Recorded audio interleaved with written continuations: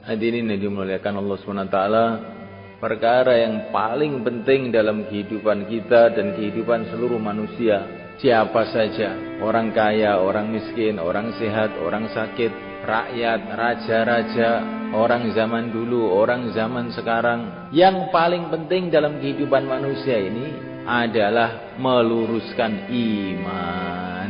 Karena bila orang itu imannya lurus, maka kehidupan dunia ini akan diberkati oleh Allah. Datang kebaikan-kebaikan yang kita tidak sangka-sangka. Allah akan memberikan kemuliaan. Allah telah memberikan contoh kepada kita. Orang-orang yang imannya sempurna, para nabi, para rasul. Mereka ini hidupnya di mana saja, keadaannya bagaimanapun saja, tetap saja mulia.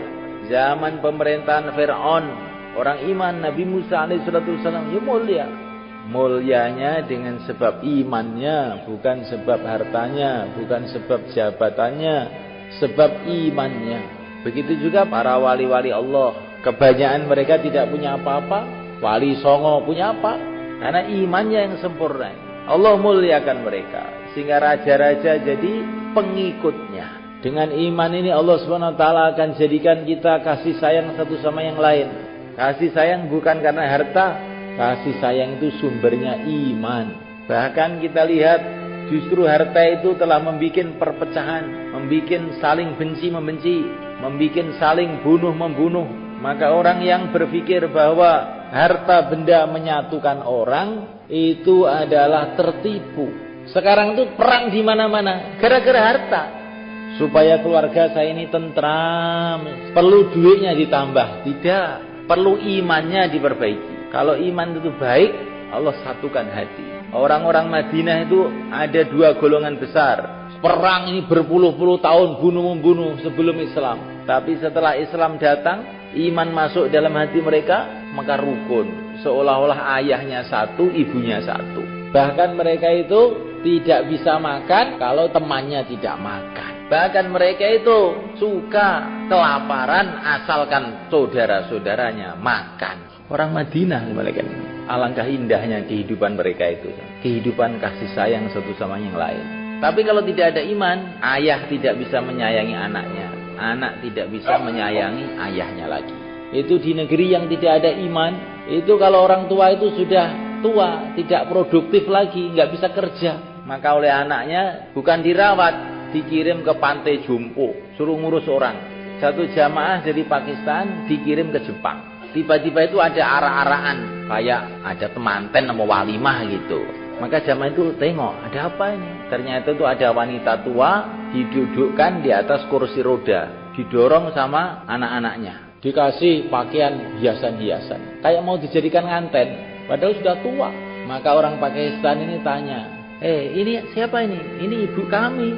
Mau kamu apakan ini? Kamu bawa kemana? Mau kita bawa ke puncak gunung sana, kita jatuhkan dari sana. Loh kenapa? Karena dia sudah bosan hidup. Siapa yang jungkelkan anaknya? Anak masih bisa menghormati orang tua itu gara-gara adanya iman. Dengan iman ini Allah SWT akan menjadikan untuk kita kehidupan yang baik. Bukan kehidupan yang mewah, kehidupan yang baik. Sekarang orang itu pikirnya ingin kehidupan yang mewah. Sebetulnya itu keliru. Yang bagus itu kehidupan yang baik, bukan yang mewah. Mewah kalau tidak baik, seperti pesawat terbang tapi bobrok. Malah bahaya ini semua kan. Ngeng ceblok-blok, udah hancur. Lebih baik sepeda ontel tapi baik daripada pesawat terbang tapi rusak. Betul nggak mereka? Lebih baik kuli tapi baik daripada presiden tapi rusak. Pilih mana kamu? Oh, kalau presiden rusak malah bikin kezaliman di mana-mana. Nah, orang itu sekarang yang dipikirnya mau mewah. Tidak. Paling penting itu baik, bukan mewah. Kehidupan orang-orang kafir sekarang itu mewah, tapi tidak baik. Kehidupan yang kelihatannya saja enak, tapi sebetulnya tidak enak. Punya sepatu bagus, harganya 10 juta sepatunya itu, tapi kakinya bosok. Bisa menikmati atau tidak mereka? Nggak akan bisa menikmati. Begitu juga orang rumahnya bagus, mobilnya bagus, pesawatnya bagus, teknologinya bagus, hatinya tidak ada iman, dia tidak akan bisa menikmati kehidupannya. Resah terus, bingung terus, tambah hari tambah bingung. Bagaimana tidak bingung? Tambah tua, tambah dekat waktunya dia meninggalkan rumahnya, meninggalkan teknologinya, meninggalkan pabriknya. Maka orang-orang ahli dunia tambah tua, tambah susah. Tapi kalau orang ahlul iman, tambah tua, tambah senyum, wajahnya tambah cerah. Sebentar lagi saya akan ke akhirat. Sebentar lagi saya akan jumpa Rasulullah. Sebentar lagi saya akan sowan kepada Allah. Ini kalau ada iman di dalam hati itu seperti itu sebenarnya. Basyiril mu'minina bi anna lahum minallahi fadlan kabira. Berikanlah kabar gembira untuk orang-orang iman. Tuhan mereka menyiapkan untuk mereka di akhirat fadlan kabira, anugerah yang besar. Kalau Allah sudah mengatakan besar, sudah nggak bisa diukur oleh otak manusia. Bumi yang begitu besar, langit yang begitu luas, planet-planet yang begitu banyak. Ini Allah katakan, qul mata'ud dunya qalil, dikit. Itu tidak bisa didapatkan dengan duit, tidak bisa didapatkan dengan jabatan, tidak bisa didapatkan dengan apapun selain iman. Maka iman itu penting.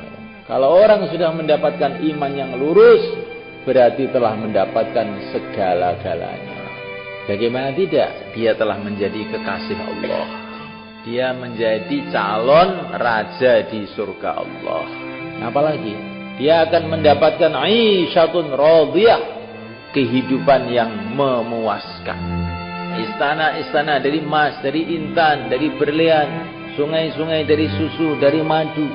Dah nggak bisa dibayangkan indahnya. Orang ahli surga itu ganteng-ganteng semua, cantik-cantik semua.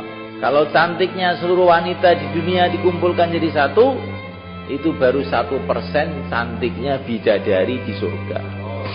Nah, bayangkan ini. Dalam kehidupan yang kekal abadi selama-lamanya. Tapi setan ini menipu kita. Yang penting itu dunia, yang penting duit, yang penting itu iman.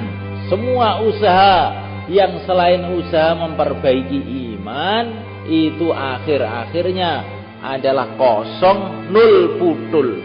Kamu bangun bagaimana dunia ini? Akhirnya apa? Israel datang, kerikil satu pun tidak akan tersisa. Bagaimanapun kamu rawat anak kamu, istri kamu, badan kamu, tiap hari makan sehat, olahraga, dokter-dokter spesialis kumpulkan, Israel datang, buyar semua. Barulah waktu itu orang-orang dunia paham bahwa dunia ini tidak ada nilainya, tidak pantas dibangga-banggakan, tidak pantas diagung-agungkan, bahkan dipikirkan saja itu rugi.